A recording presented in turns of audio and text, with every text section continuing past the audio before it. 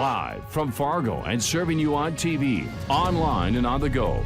This is Valley News Live at 10. We continue to alert you to phone scams in the Valley. The latest involving Holy Cross Catholic Church in West Fargo and a longtime priest there, Father Jim Meyer. Reporter Callie Hubbard went to the Fargo Catholic Diocese today, finding out how this scam aims to get parishioners money. It's a story you'll only see on Valley News Live. We're very concerned about reports that we heard that one of our priests had his identity and his phone number maybe hijacked by a scammer. Many pulled out their phones this morning to an unusual notification from the My Parish app. That's a phone app some churchgoers use. It said if you have received a message looking like it came from Father Meyer, email or text asking for gift cards, it is a scam.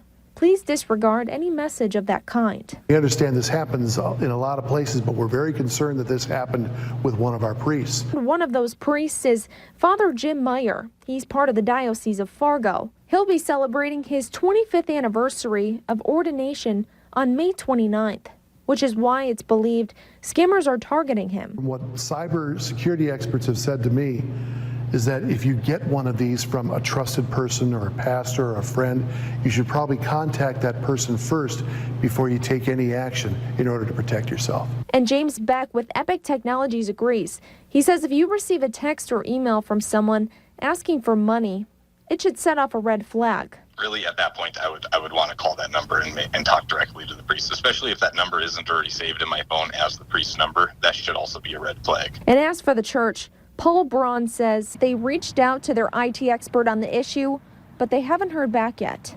In Fargo, Callie Hubbard, Valley News Live. To learn more on how to watch out for hackers, visit our website, valleynewslive.com. Owners of a Mandan bar have won their first legal argument in the fight with the city over the bar's new mural. A federal judge ruled the city may not take enforcement action against the Lonesome Dove Bar to remove the mural until June 5th. That's the next time that the two sides are scheduled in court. This means the bar can't be fined while this temporary restraining order is in effect. City leaders say the mural violates regulations and must come down. The bar argues the city is violating its free speech rights. And I normally go to stores that I trust. So I'm not the kind of person who's just going to go to random places and buy stuff. Most of us try to dot our I's and cross our T's to protect our wallet and identity. But as we educate ourselves against being scammed, the scammers are getting better at stealing our information. Valley News Team's Joshua Pagaro explains how a recent discovery along our northern border shows how far criminals are going. U.S. Customs and Border Protection officers seized more than 1,000 counterfeit point-of-sale machines. They were found hidden in rail containers at the International Falls, Minnesota port of entry. They look like regular cash registers. A newer cash register. I mean, now it's all a screen, push button. On face value, these machines are worth nearly $2.5 million. Yet with one unsuspecting swipe, you can have your credit card information stolen. The find is just one more example of how criminals try to penetrate our borders. That's one of our priority trade missions, is to interdict and identify counterfeit merchandise that might be coming into the U.S., which can threaten the U.S. economy. Most of the people I spoke with inside the mall said the news reports of identity thefts and scams has them thinking twice before they reach for their wallet and pay with a debit or credit card. It's kind of scary, that people can just take all your hard work and money and all that stuff away. Some were surprised by how the fake register resembled the real deal. I would have had no clue about it. That will probably push me towards using a checkbook, because this is really scary. Border Patrol couldn't say where the machines were going or where they were from. One thing is for sure, this time, thanks to law enforcement, the buck stopped at the border. In Fargo, Joshua Pagaro, Valley News Live. After crossing the border, the machines were sent by train to nearby Rainier, Minnesota, which is another point of entry. A Fergus Falls mom was told by her daycare that her toddler fell down the stairs, but she contacted our whistleblower hotline saying it was actually much more. In a story you'll only see on Valley News Live, we discovered the case is in fact about an assault. Casey Grant says her son's babysitter called her in the middle of the day saying he had fallen down the stairs. But later that evening, when Child Protective Services knocked on her door, she discovered her son was actually assaulted. Court documents show the babysitter's husband, Tyrone Anderson, pushed his wife, who fell on top of the child. And in another instance, Anderson punched the toddler in the head. Maverick was sitting on her lap, and her husband came out there and went to go punch her full force, but ended up punching my son in the temple full force, a grown man punching him. Anderson was convicted of endangerment of a child as well as domestic assault. A judge sentenced him to 60 days in jail. As mentioned, the story came to us through our Whistleblower Hotline. If you need help uncovering fraud or corruption in your community, call us, 701-237-6576. You can leave your tip, and then a member of our investigative team will get on the case and go to work to expose the truth. Quick Trip has removed some vegetable trays from its stores after several reported illnesses in Wisconsin and Minnesota. Health officials say the Del Monte vegetable trays, which included broccoli, cauliflower, carrots, and dill dip, have been linked to salmonella bacteria. So far, it's sickened 3 people in Wisconsin, 1 in Minnesota. The same products sold at the Quick Trip stores last June sickened more than a dozen people in the same 2 states. Symptoms of salmonella are similar to the flu. Some Twin Cities nurses spent their Wednesday standing outside picketing. It's part of the union's effort to get a contract on the table that all sides can agree on. The nurses were out there all day long, despite the rain. And that's the story across much of the Twin Cities area, from both children's hospitals and Fairview, to name a few. They're all out trying to be heard. The biggest topic on hand, insurance and how much it costs. Everybody thinks if you work in a hospital that you get good health insurance, and it's not the case. It's become unaffordable for many people. They're on the lowest plan that they can pay the least for, but then the deductibles are very high. Another issue these nurses want changed, stronger language around workplace violence. In short, if they get injured at work, right now they have to use their own paid time off. We're into road construction season, and the DOT is warning drivers about the dangers and costs of speeding in construction zones. Fines as far as speeding go up in the construction zone. The minimum fine is actually $80. So if you're exceeding that posted speed limit, it's $80. And then for each speed limit or mile that goes above that, the fines increase above $80.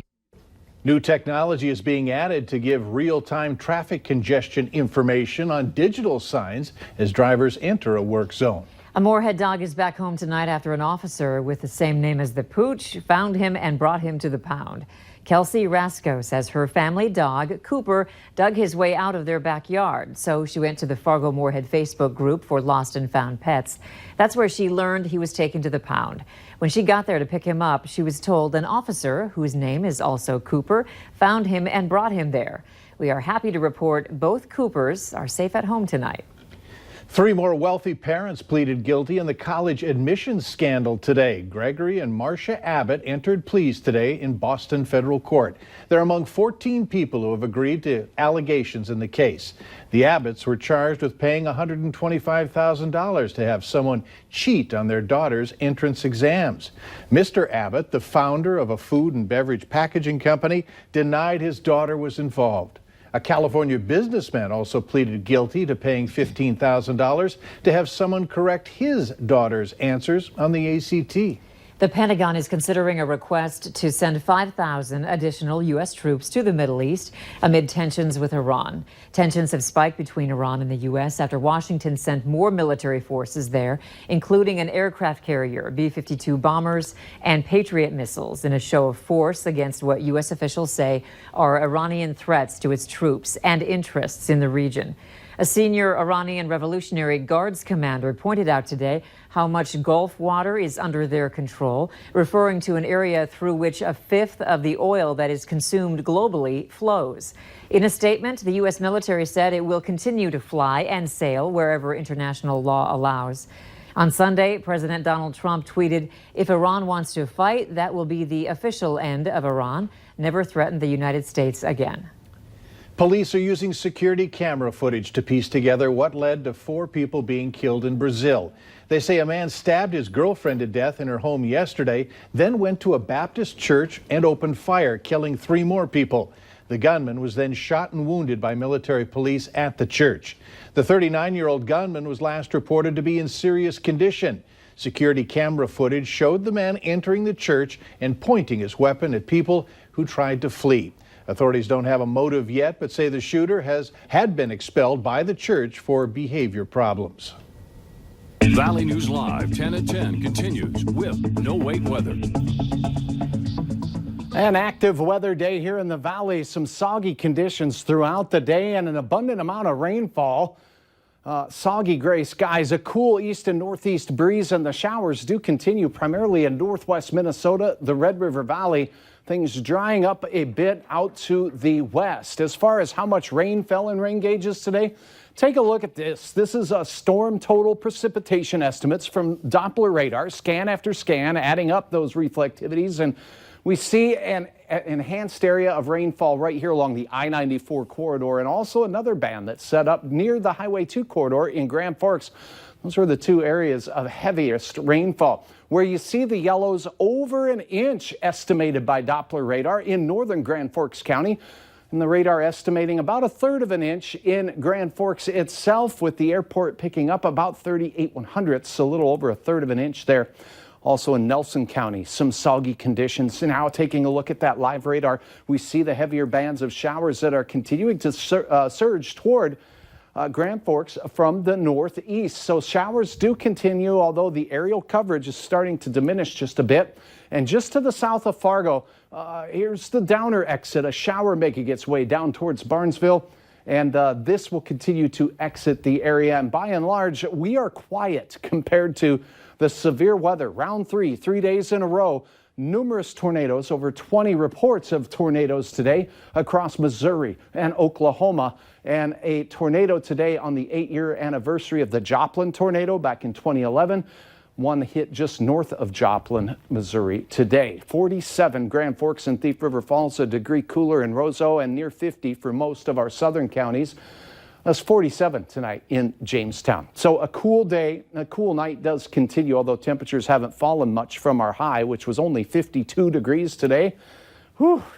All right, northwest winds continue, not nearly as gusty as they were in the early hours of our day. It's 15-mile-per-hour wind. Here's what happens to our cluster of rain as we head to bed tonight. It really dries up as we set things into motion, but we'll see those clouds linger, and that's not a bad thing because it keeps us from cooling off too fast. Notice the coolest morning temperatures where we get the clearing the first in the north and west. Many of us mid-40s to start, light winds, and the gray continues for many of us through the early day, although some sunshine along the northern border could allow temperatures to surge toward 60 degrees. Otherwise, a lot of us in the 50s, and then peaking in the upper 50s to around 60 for your drive home. It looks dry with some rays of sun peeking between the clouds. In Fargo, let's summarize then. First thing in the morning as you're heading out the door to work, it looks cloudy. Northwest winds 5 to 15 miles per hour, and we'll see winds decrease and the sun increase, with temperatures peaking in the low 60s. Fargo, warmer in Grand Forks, closer to 70 there, and a lot of upper 50s to near 60 in Lakes Country and southeast North Dakota. Now, more rain is in the forecast for Friday, and it looks heavy at times as the system swirls its way throughout the day. Again, on Friday, drying up late. We could be talking about another 1/4 to 1 inch across our area as we close out our work week. Here's a great photo from the Harwood area. Laura, thanks for uploading. Take a look at the planning forecast then. We talked about a dry Thursday, rain on Friday, and the weekend looks pretty good on Saturday and early Sunday. Near 70. Rain late Sunday and into your Memorial Day. Yeah, we're going to need a day to dry out. It was soggy all day long. It was. Thanks, Sachin. Later on Valley News Live at 10, stress from work taking a toll on your sleep schedule, what you can do to get some good shut-eye right after the break.